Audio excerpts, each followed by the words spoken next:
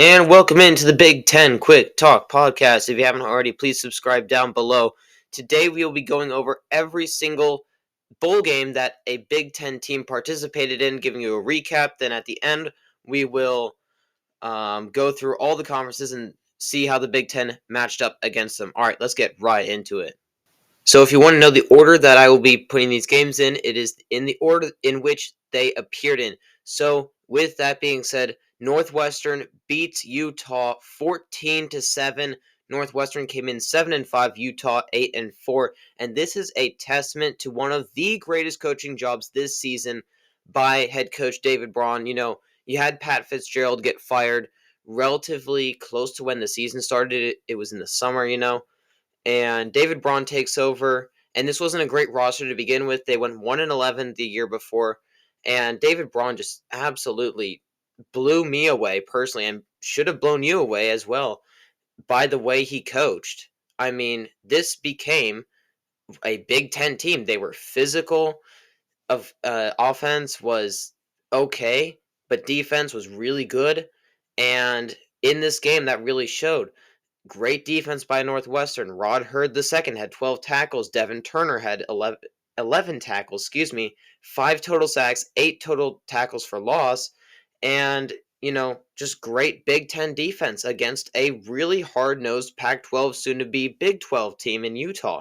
And this is a very, very well-coached Utah team, too. Kyle Whittingham is considered one of the best coaches in the game.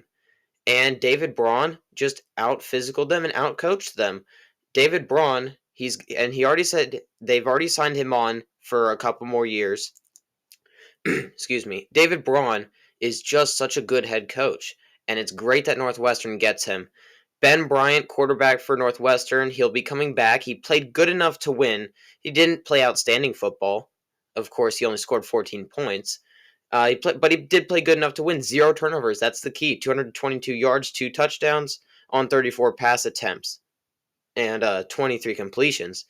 And just a great season from David Braun's Wildcats. All right, moving on. Minnesota beats Bowling Green 30 to 24. Minnesota was got to correct my notes here. They were not 7-6. They were 5-7, and now they are 6-7. Bowling Green is now 6-7. They are 6-6 going into the game. Minnesota, after really a rough season, it felt like they were just not the Minnesota team we are accustomed to seeing. And as a side note, it does seem that they are on a downward trend, so to speak.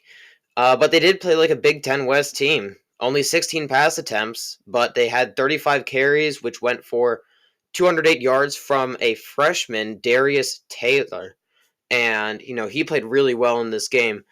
But, Minnesota without Ethan Kaliakmanis, he's in the transfer portal. He hasn't been picked up yet, so there's a chance that they get him back, but I don't really see it happening. But there is plenty of concern with this Minnesota team as their defense wasn't great. They were okay. They did allow 24 points to Bowling Green. Let's remember they're playing Bowling Green. And this wasn't even a really good Bowling Green team. This is a 6-6 Bowling Green team. So Minnesota has a lot of work cut out for them in the offseason. Moving on to Rutgers beating Miami 31-24. Rutgers improved to a final record of 7-6. Miami drops to 7-6. And this was one of the games that I actually watched pretty much from start to finish. One of the only ones. I checked in on most all of them. But Rutgers played a great Big Ten style of ball. Rutgers really, and I know I'm going to be saying this, and I have been saying this throughout the video with the Big Ten style of ball, big, physical, running the ball, playing great defense, and then passing the ball when you need to. But Rutgers really exemplified that in this game. The Big Ten's leading rusher, they have that guy on their team, Kyle Monangai. He led the Big Ten with over 1,000 rushing yards. He rushed for 1,063 yards on 25 carries in this game. He was awesome. His longest run was 40 yards, to my recollection. And this game does appear closer than it actually was. Rutgers was up 31-17 with 30 seconds left in the game. Then Miami scored a garbage time touchdown, so it makes it look a little bit closer than it was. Rutgers dominated in this game. I'm just telling you guys. Thoroughly a great showing by the Rutgers, and Greg Schiano's got this team on a roll. That's the second straight year they've gone 6-6 and won a bowl game. And, with this new Big Ten coming in, I have to check their schedule, but let's face it, they'll probably be 7-5 next year, depending on how light their schedule is or how tough it is. It might even be 8-4. This team is really good, and they're not really losing anyone. And if they can get competent play from Gavin Wimsatt next year, if he comes back, then really that's a really, really good team. And that's a hard team to stop if you're a middle of the road team. Obviously, a higher rated school is going to be able to dominate them. But anyway, that's my point for there. Moving on, Missouri beats Ohio State 14-3, and I did break this game down on my channel. Go watch it if you feel so inclined. So we will just move on right past it to Ole Miss thrashing Penn State 38-25. Let's face it, Ole Miss is a very, very, very good team. They were top 10 for most of the year, got blown up by Georgia. Obviously, they're getting a ton of transfers in this next upcoming year, so they will be a force to be reckoned with, and really, they're national championship contenders. They're contenders. Not saying they're going to win, but I wouldn't be surprised if they were ranked in the top 6 or 7 going into next year. Excuse me. But going to the game, Penn State did not play well in this game. Obviously, they lost. But Drew Aller just didn't show up for 3 quarters. He really just wasn't playing that well against an Ole Miss defense that's really kind of shaky. And he did pad the stats a bit in the fourth quarter. He did end up throwing for 295 yards, but that wasn't the whole story in this game because, he did have that interception. He didn't play well at all.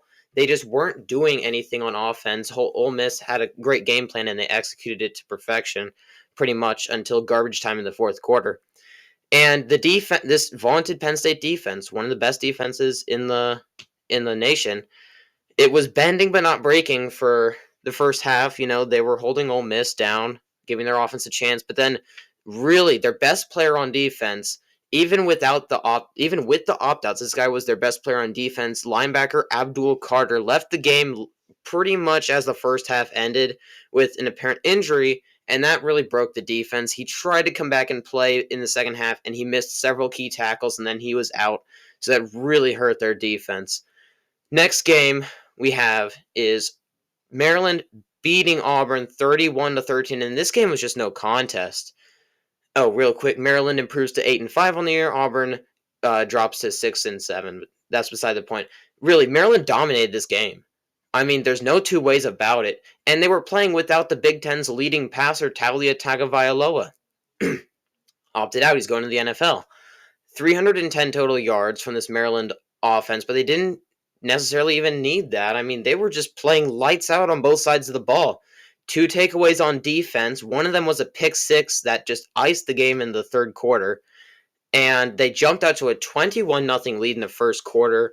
By the end of the first half, it was 24-7. The pick six made it 31-7, and then Auburn scored a garbage time field goal, 2 garbage time field goals to end the game. And Maryland just played great in this game. I mean, I didn't watch too much of it because I was watching Ole Miss and Penn State, but I mean, just checking up with them, they just thrashed Auburn, and Auburn's a pretty solid team. Yes, they have a ton of weaknesses, and they're answering them in the transfer portal. Hugh Freeze is doing a good job in that category, but really an overall great win for Maryland as a program. Going into next year, they have higher expectations now.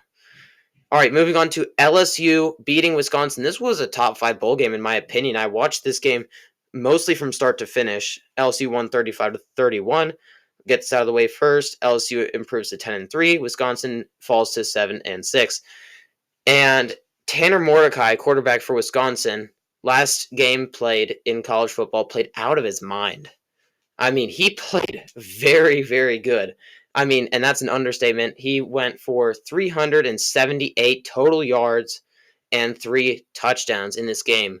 He played just great football, and he ran the ball when people didn't think I didn't think he was that great of a runner, but he really showed people that he has some legs on him and he can run. But just it was inexcusable at the end, taking 3 straight sacks to end the game. Wisconsin offensive line didn't help him that much, but and give credit to LSU. QB Garrett Nussmeier deserves the credit all the credit in this one, passing for 395 yards, basically passed for 400 yards, and he just did an incredible job in this game. And let's move to Tennessee and Iowa. Tennessee wins 35-0, and this is the real Iowa right here. This is at what Iowa should have been after they lost Cade McNamara. They were just the luckiest team in the whole league. Zero offense. Dax Hill did nothing.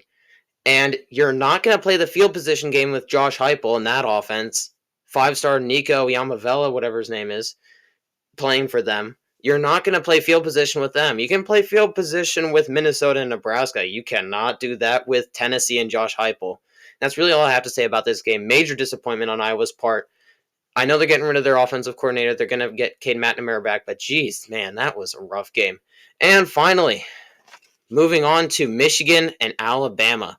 Michigan wins in overtime, 27-20. Michigan improves to 14-0. Alabama drops to 12-2. And this was just such an iconic game, man. And I have my instant reaction to this game out. If you want to watch that, go and do so. It's a bit of an out-of-control train wreck, I would say. It was late when I recorded, but it's worth your time. And I'm not going to do it here. And let's move straight into overall. How did the Big Ten do stacked up against the rest of the conferences? Pac-12, as you can see, went 5-3. One less team played. They had 8 total teams play.